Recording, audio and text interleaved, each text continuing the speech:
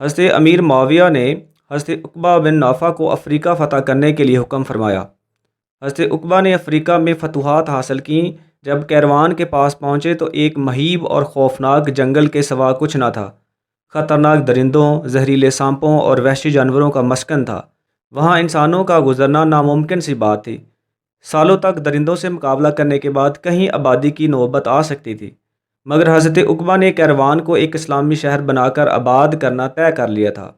چنانچہ آپ رضی اللہ تعالیٰ عنہ نے کیروان کے خد و خال اور حدود کا خاکہ تیار کر لیا اور اللہ عز و جل کی بارگاہ میں دعا فرمائی اور اس سرزمین پر کھڑے ہو کر 3 مرتبہ بآواز بلند اعلان کر دیا: اے جنگل کے باشندوں، اب ہم مسلمان اس کے اندر آنا چاہتے ہیں، انشاءاللہ بس تم سب کوش کر جاؤ۔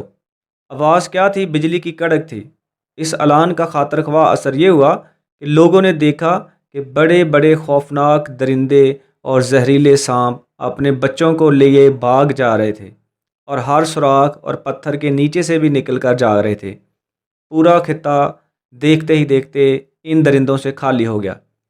جب حضرت عقبہ رضی اللہ تعالیٰ عنہ نے دیکھا کہ میدان اب بالکل خالی ہو گیا ہے تو قوم کو حکم دیا کہ اب تم لوگ اللہ کا نام لے کر آ جاؤ۔ چنانچہ انہی کے اشارے اور حکم پر کیروان بسایا گیا۔ بڑے بڑے غیر مسلم حضرت عقبہ کو کیروان کا آباد کرنے والا تسلیم کرتے ہیں، اور حضرت عقبہ رضی اللہ تعالیٰ عنہ رسول اللہ صلی اللہ علیہ وسلم کے زمانے میں بچے تھے، صحبت حاصل نہیں ہو سکی۔ آپ رضی اللہ تعالیٰ عنہ افریقہ میں ہی شہید ہو گئے۔ اس حیرت انگیز واقعے کو دیکھ کر ایک جمع غفیر لوگوں کا مسلمان ہو گیا۔ سبحان اللہ۔